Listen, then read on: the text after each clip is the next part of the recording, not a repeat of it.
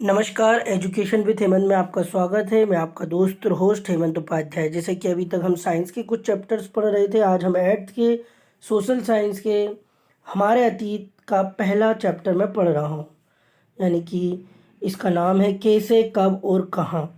तो ये बहुत महत्वपूर्ण है। देखिए, तारीखें कितनी महत्वपूर्ण होती हैं ये इसमें समझाया गया है। एक वक्त था जब इतिहासकार तारीखों के जादू में खोए रहते थे।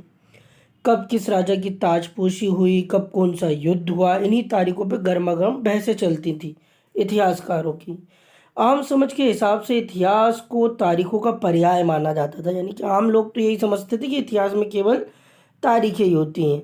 आपने भी लोगों को कहते सुना होगा, इतिहास तो बहुत उबाऊ है भाई, बस तारीखें रटते चले जाओ। क्या इतिहास के बारे में ये धारणा सही है? कभी सोचा आपने कि ये सोचना सही है क्या इतिहास के बारे में?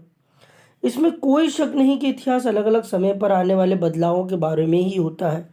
इसका संबंध इस बात से है कि अतीत में चीजें किस तरह की थीं और उनमें क्या बदलाव आए हैं। जैसे ही हम अतीत और वर्तमान की तुलना करते हैं, हम समय का जिक्र करने लगते हैं। हम पहले और बाद में की बात करने लगते हैं कि पहले ऐसा होता था, बाद में ऐसा होने लगा। ये सारी चीज़ रोज़मर्रा की ज़िंदगी में हम अपने आसपास की चीज़ों पे हमेशा ऐतिहासिक सवाल नहीं उठाते। हम चीज़ों को स्वाभाविक मानकर चलते हैं, मानो तो कुछ हमें दिख रहा है वह हमेशा ऐसा ही रहा हो। लेकिन हम सबके सामने कभी कभी अचंभे के क्षण आते हैं। कई बार हम उत्सुक हो जाते हैं और ऐसे सवाल पूछते हैं जो वाकई ऐतिहासिक होते हैं। किसी व्यक्ति को सड़क किनारे चाय के घूंट भरते देखकर आप इस बात पर हैरान हो सकते हैं कि चाय या कॉफ़ी पीने का चलन शुरू कब से हुआ होगा। सोचने में आ सकता है ना।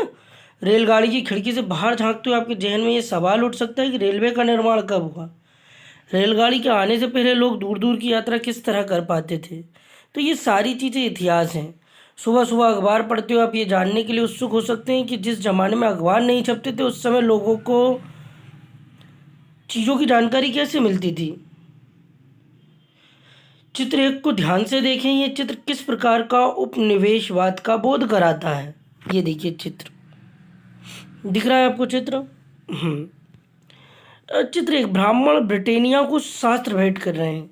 जेम्स रेनल द्वारा तैयार किए गए पहले नक्शे का आवरण चित्र 1782 रॉबर्ट क्लाइव ने रेनल को हिंदुस्तान के नक्शे तैयार करने का काम सौंपा था।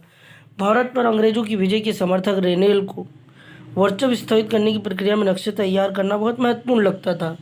इस तस्वीर में दिखाया गया है कि भारत के लोग स्वेच्छापूर्वक अपने प्राचीन पवित्र ग्रंथ ब्रिटिश सत्ता की प्रतीक ब्रिटानिया को सौंप रहे हैं, मानो वे उसे भारतीय संस्कृति की रक्षा के लिए आने का आग्रह कर रहे हों। ये सारे ऐतिहासिक सवाल हमें समय के बारे में सोचने के लिए प्रेरित कर देते हैं। समय को हमेशा साल या महीनों के पैमाने पर नहीं देखा जा सकता। कई बार ऐसी प्रक्रियाओं के लिए कोई तारीख तय करना वाकई गलत होता है। भारत में लोगों ने अचानक एक दिन सुबह सुबह चाय पीना शुरू नहीं कर दिया था। इसका स्वाद धीरे धीरे ही उनकी जबान पर चढ़ा था। इस तरह की प्रक्रियाओं के लिए कोई स्पष्ट तिथि नहीं हो सकती। इसी तरह हम ब्रिटिश शासन की स्थापना के लिए भी कोई एक तिथि नहीं बता सकते। राष्ट्रीय आंदोलन किस दिन शुरू हुआ या अर्थव्यवस्था या समाज में किस दिन बदलाव आया, ये बताना भी संभव नहीं है। ये सारी चीज़ें एक लंबे समय में घटती, क्योंकि ये किसी एक दिन में तो हो नहीं जाता। इसके लिए टाइम लगता है। ऐसे में हम सिर्फ एक अवधि की ही बात कर सकते हैं, लगभग सही अवधि के बारे में बता सकते हैं जब ये खास बदलाव दिखाई देने शुरू होंगे। तो फिर लोग इतिहास को तारीखों से जोड़कर क्यों देखते हैं? इस जुड़ाव की एक वजह है। एक समय था जब युद्ध और बड़ी बड़ी घटनाओं के ब्यौरे को ही इतिहास माना जाता था। यह इतिहास राजा महाराजाओं और उनकी नीतियों के बारे में होता था। इतिहासकार ये लिखते थे कि कौन से साल में राजा को ताज पहनाया गया। इतिहासकार लिखते थे कब कौन सा युद्ध हुआ, उनके घर में कब बच्चा पैदा हुआ, कौन सी लड़ाई लड़ी, कब मरा। ये सारी चीज़ें थी। तो इस तरह के इतिहासों में तिथियों का महत्व बना रहता है। जैसे कि पिछले 2 साल का इतिहास की किताबों में आपने देखा है, अब इतिहासकार बहुत सारे दूसरे मुद्दों, दूसरे सवालों के बारे में भी लिखने लगे हैं। वे इस बात पर ध्यान देते हैं कि लोग किस तरह अपनी रोजी रोटी चलाते थे, वे क्या पैदा करते थे, क्या खाते थे, शहर कैसे बने, बाजार किस तरह फैले, किस तरह रियासतें बनी, नए विचार पनपे और संस्कृति व समाज किस तरह बदले। तो ये सारी चीज़ यहाँ पर देखिए चाय का विज्ञापन आपको दिख रहा होगा। इसमें एक राज बैठा हुआ है